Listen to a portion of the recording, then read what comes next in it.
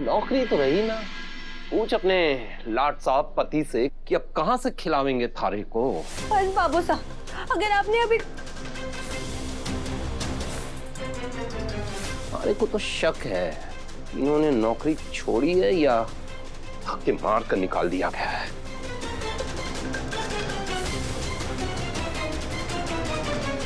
Please से आप जाकर हाथ मुंह धो लीजिए, मैं खाना लगा देती हूँ। चाहिए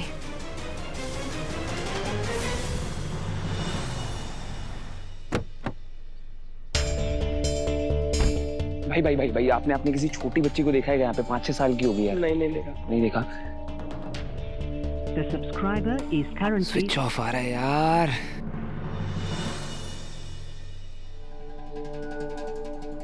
देव सर, खाना ले आई हूँ, खा लीजिए।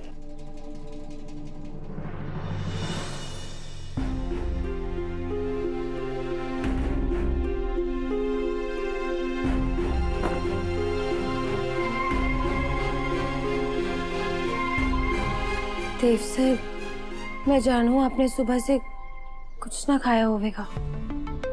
चलिए ना, थोड़ा तो खा लीजिए। मैंने बड़े प्यार से गर्मा गर्म दाल और चावल बनाए हैं।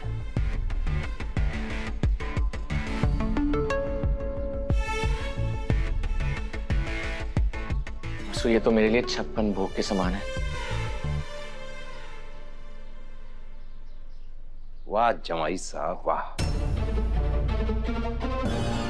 मुफ्त के माल में स्वाद तो बहुत आ रहा होगा ना। काम धंधा कुछ है ना, बस सासरे के टुकड़े पर पलते रहो।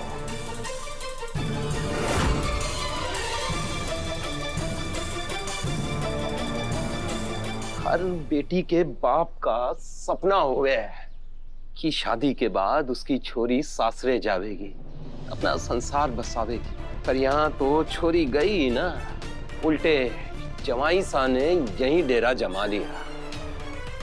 जमाई सा, अब आपकी नौकरी तो रही ना, तो आगे का क्या इरादा है? बीवी की कमाई पे ही गुजारा करना है क्या?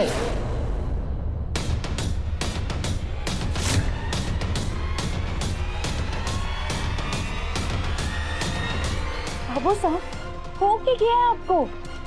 इतना कठोर तो कोई दुश्मन से भी ना होगी जितना आप देव सर से हो रहे हैं। आपको पता भी है देव सर ने नौकरी क्यों छोड़ी? क्योंकि इसके पीछे सारिका मैडम की चाल थी। उन्होंने जानबूझकर देव सर ने डिलीवरी के लिए घर बुलवाया। जब देवी हुकुम ने देव सर ने दरवाजे पर डिलीवरी बॉय के कपड़ों में देखा तो उसका दिल टूट गया। और सारिका मैडम बार बार बहाने से देव सर ने ही डिलीवरी के लिए बुलाना चाह रही थी। और बार बार देवी हुकुम का दिल ना टूटे, उन्हें दुख ना पहुंचे, इसलिए देव सर ने नौकरी छोड़ी। मैं थारे को बड़ी भोली समझ रहा था, पर तू तो महामूर्ख निकली। इसीलिए कोई भी कुछ भी बोल देवे है तू मान लेवे है। अरे काम ही ना करना था थारे पति को, इसलिए उसने थारे से झूठ बोला, क्योंकि पसीने बहाने वाला काम उनके बस का ही ना है। वो बात नहीं है बाबू साहब, मैं तो यहाँ बाबू सा ना हूं मैं आपका, अपने मालकिन का स्वामी भक्त हूं। बख्श दीजिए मारे को। और इस महामूर्ख ने जितना मूर्ख बनाना है बनाइए।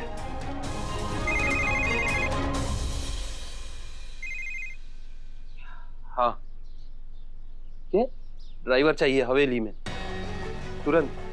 हाँ, मैं अभी आया।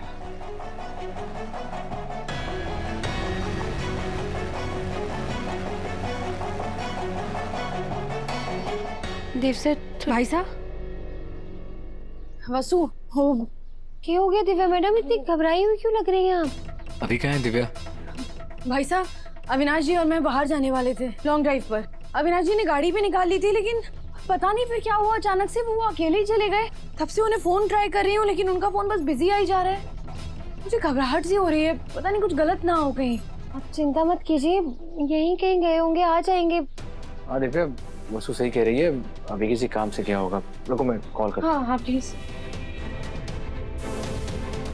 हेलो। हाँ दादा, अभी कहाँ है तू? और तू दिव्या के साथ बाहर जाने वाला था ना, और तू अकेला ही निकल गया। वो कितनी परेशान हो रही है, तुझे कॉल भी कर रही है, तू कॉल भी नहीं ले रहा है। कहाँ है तू? चल क्या रहा है? दादा एक छोटी सी बच्ची है स्वीटू नाम की, वो अपने पापा से बात करना चाहती है और बार बार गलती से मुझे फोन कर दे रही है, बार बार रॉन्ग नंबर लगा दे रही है। मैंने उसको कई बार बता दिया कि बेटा ये रॉन्ग नंबर है, लेकिन वो बार बार मेरे को फोन करती है, बताती है कि स्कूल में उसको लोग परेशान करते हैं और उसको बोलते हैं तेरे पापा नहीं है, तेरे पापा नहीं है, और पापा समझ के मुझसे बात कर रही है, जबकि मैं कई बार उसको बोल चुका हूँ कि बेटा ये रॉन्ग नंबर है। अब अपने पापा को ढूंढने के चक्कर में ना घर से बाहर निकल गई, वो भी अकेली, वो भी बिना किसी को बताए। दादा यार उसका फोन भी स्विच ऑफ आ रहा है, मैं एकदम पैनिक किया हुआ हूँ। बेचारी बच्ची है, सड़क पे क्या कर रही होगी, खतरे में ना हो किसी। तो तू करेगा क्या अभी? वो कौन है, कैसी दिखती है, किस सड़क पर भटक रही होगी, ये तू कैसे पता लगाएगा? हाँ दादा मुझे कुछ भी नहीं पता है, लेकिन एक छोटी बच्ची को ऐसे उदयपुर की सड़कों पे अकेला भी तो नहीं छोड़ सकता ना दादा मैं। कि हम ढूंढेंगे उसे, लेकिन ऐसे क्लूलेस होके नहीं। मेरे कुछ दोस्त हैं पुलिस में, हम उनकी हेल्प से उसको ढूंढेंगे। उसके फोन की लोकेशन ट्रेस करनी होगी, ठीक है? दादा इतना टाइम नहीं है, पुलिस जब तक आएगी तब तक तो बहुत देर हो जाएगी ना। अभी यही रास्ता है, मैंने कह दिया ना, बच्ची मिल जाएगी, हम उसको ऐसे ही ढूंढेंगे। तू घर आ अभी के अभी, इट्स एन ऑर्डर। ठीक है दादा। दादा कुछ पता चला? हाँ, मैंने बच्ची का नंबर अपने एसएसपी दोस्त को दिया है, वो लोग पता कर रहे हैं। यार मेरे को ना बहुत अजीब सा महसूस हो रहा है दादा, बहुत घबराहट हो रही है, गलत हाथों में ना पड़ जाए दादा वो। अविनाश जी रिलैक्स, ऐसे मत सोचिए, सब पॉजिटिव होगा, ये कुछ नहीं होगा ऐसा गलत। हाँ अभी सर, दिव्या मैडम बिल्कुल सही कह रही है, बच्ची जहाँ भी होगी सुरक्षित होगी और पुलिस ढूंढ लेगी उसे। गुड न्यूज़ है, बच्ची की लोकेशन मिल गई और फोन भी ऑन हो गया है। मैं फोन करता हूँ उनको। हाँ हाँ यार मेरा दादा, मेरा फोन स्विच ऑफ हो गया, आप प्लीज फोन करो ना, मैंने आपको नंबर भेजा था। हाँ हेलो, हाँ मुझे स्वीटू से बात करनी है, वो घर पहुंच गई है क्या?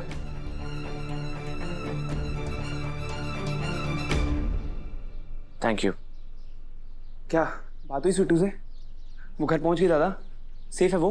तो टेंशन मत ले, वो घर पहुंच गई है। अरे थैंक गॉड यार, अंदर ना अजीब सी बेचैनी सी थी। ठीक है घर पहुंच गई, लेकिन आप आज घर पे क्यों? छुट्टी ली आज आपने? वो सारिका काकी ने मेरे मैनेजर को फोन करके कहा था कि इस घर में होने वाली सारी डिलीवरीज मुझे करनी होगी, और मैं बार बार मासा को दुख नहीं पहुंचाना चाहता था, इसलिए मैंने जॉब छोड़ दी। सारिका काकी का ना बहुत हो गया, बस अब बार बार रोकते रहते हैं, आज मैंने बता। अविनाश जी रवि सर, सारिका मैडम उम्र में हमसे बहुत बड़ी है और कभी कभी बखत से बेहतर जवाब और कोई ना दे सके। आप देखिएगा देव सर का बखत फिर से बदलेगा। और बाबू सभी यही कहते हैं ना अविनाश जी कि समय बहुत बलवान होता है और वो न्याय करके ही रहता है। दादा आप टेंशन मत लो, सब अच्छा होगा, है ना? और दिव्या जी आप मेरे को फाइल्स दीजिए ना, ऑफिस से कई सारे कॉल्स आ रहे थे, सबमिट करने हैं अर्जेंटली।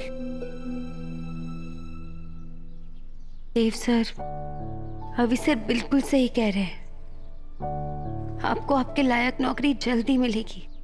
नौकरी से ज्यादा मैं तुझे लेके परेशान हो गया हूँ अभी। अब घर चलें?